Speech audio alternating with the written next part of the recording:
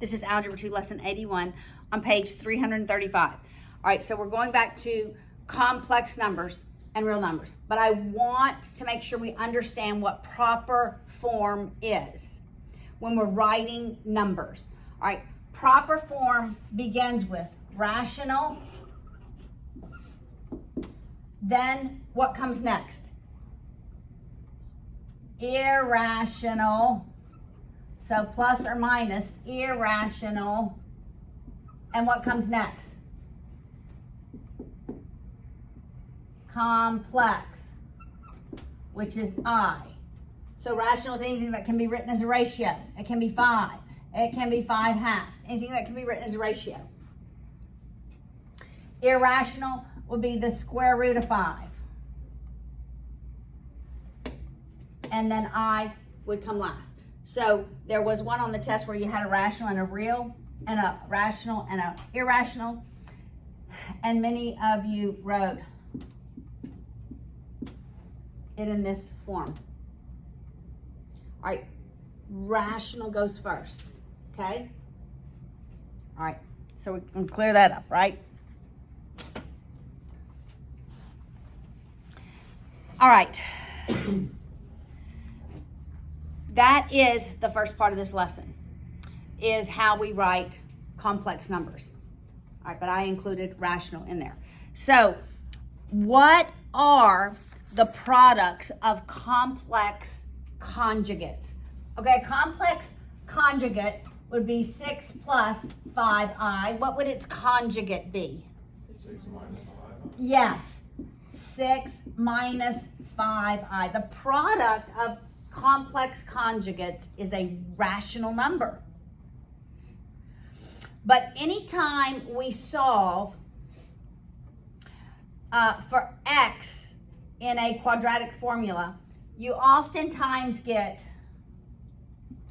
1/2 plus or minus 5 halves I, right?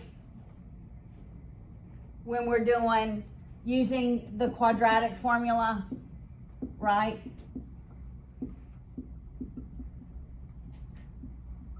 You get this. Do you agree? Does this, please tell me this sounds familiar. Such that the value of x is 1/2 plus 5 halves I, and x is 1/2 minus 5 halves I. Right? Okay, that is always the case. If you have one complex solution for a quadratic equation, you always have its conjugate. So if I tell you that one solution of an equation is x equals 3 plus I, then you should say, oh, Miss Haley, I know another solution, because it has to be its conjugate. Another solution is 3 minus I, its conjugate.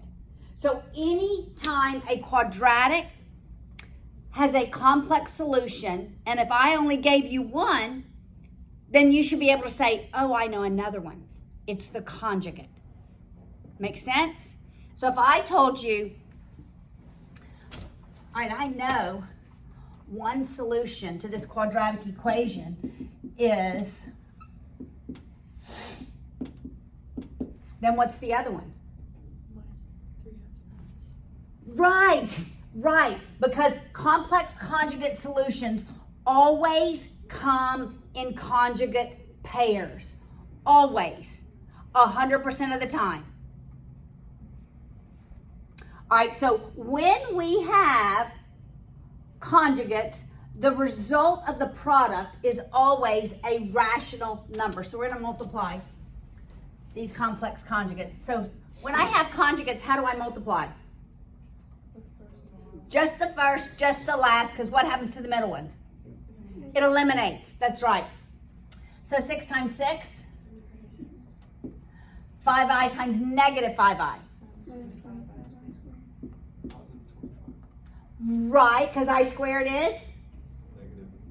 Negative 1. So it'd be plus 25. All right.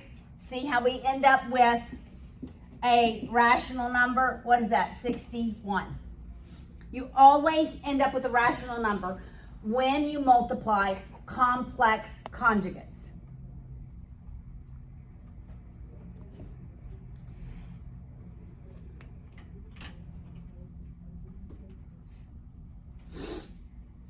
All right. What about when we divide complex numbers? And do we divide complex numbers? You know, when we had x squared plus 2x minus 5 divided by x plus 2, we really did do division for this type of an equation.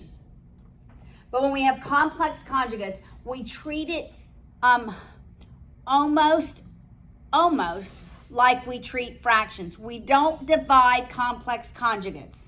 Well, really, we treat it exactly like not dividing by rational numbers. We're going to multiply by the conjugate over itself, which is effectively 1. So in example 1, when we have 2 plus 3i divided by 4 minus 2i, we always in algebra rationalize that denominator. We're not going to do division. Although you can, next year we actually will. But we'll do some changes to it before we do the division. But you multiply by the conjugate of the denominator. And that will always rationalize that denominator. All right, so we're not dividing complex numbers, we're multiplying by the conjugate over itself. No equal sign, all we can do is effectively multiply by what's 1. All right, so the numerator will have to FOIL. 2 times 4, 2 times 2i, 3i times 4, 3i times 2i. Right, you change the sign because I squared is -1, right? All over, in the denominator, we're only going to multiply. Okay, we could have said plus 6i squared, but I squared is -1. Got it? All right, denominator, we're just multiplying the first and the last. So 4 times 4? 16. -2i times +2i? Yes. All right, so numerator, we're going to combine our like terms. 8 minus 6 is 2. 4i and 12i, all over 20. All right, guys, some of you made mistakes on the test in simplifying. Some of you just simplified the first terms. You have to factor a term out of the numerator. You have to. So I can factor a 2 out of the numerator. When I do factor the 2 out, I'm left with 1 plus 8i. Notice in the parentheses, there's exactly the same number of terms as there were before. That's always the case. Many of you lost a 1 on the test. Over 2 times 10. I can cancel out my 10s. So it's 1 plus 8i over 10. All right, work the problems this way. Factor out the numerator and see if you can factor out that same value in the denominator. Okay, I cannot factor the 2 and the 20. Why? They're not multiplied. There's an addition sign right here. Right? I can only simplify terms that are multiplied. All right, let's work the second example.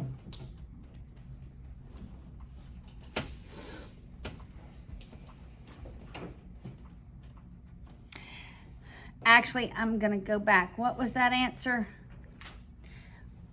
What was the answer? It was 1. Tell me what we got. 1 plus 8i. Could you do 1 over 10? Okay, yeah, that's what I decided I was going to go do. All right, so this will be important next year. This denominator can be written over both of the numerators. Normally, we're accustomed to going from here to a common denominator, moving the sign to the numerator and writing it over its common denominator. But we're going to go in the other direction. Do you see? We're gonna go from here to here. All right, so this is 1/10 plus 8/10 I. And this second term can be simplified further. So it'd be 1/10, 2 goes into both of those, right? That's the highest. 4/5 I. Make sense? It feels harder next year, but you've got to understand that that denominator can be written under every term in the numerator. We could have done that before we simplified. All right, look at example 2. Now we're at example 2. 4 minus 2i over 2i minus 3. All right, we're going to multiply by the conjugate. What's the conjugate? Yeah, 2i plus 3. It feels sort of odd with the I first, doesn't it? Okay, well, it does to me too. All right, let's FOIL the numerator. 4 times 2. 8i. 4 times 3. That's 12. Negative 2i, positive 2i. Minus 4i squared. That's a negative 1. That makes it positive, right? So it's plus 4. Negative 2i times positive 3. Minus 6i. Minus 6i. All over. 2i times 2i. 4i squared, which is minus 4. Negative 3 times positive 3. Minus 9. All right, let's combine our like terms. We have 12 plus 4 in the numerator. You see that? Negative times a negative is a positive. So 12 plus 4 is 16. We have 2i, and we have it over negative 13. Change how many signs? 2. Okay, some of you changed 3. There were a lot of small little errors on the test. A lot of, like if I looked at every test, I would say, you've got it. I don't care what your grade was. I would say the processes were great. But the problem was there were all these little bitty errors, okay? All right, so this negative, I'm actually going to write each term over the negative. So it's going to be 16 over negative 13 plus 2i over negative 13. But I'm going to change the sign. I'm going to move it to the front.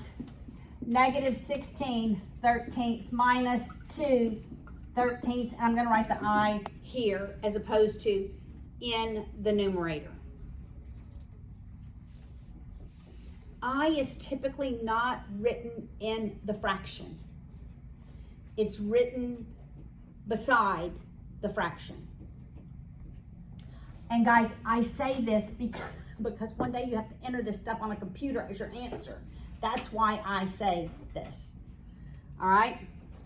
Leave it as an improper fraction. Those cannot be simplified.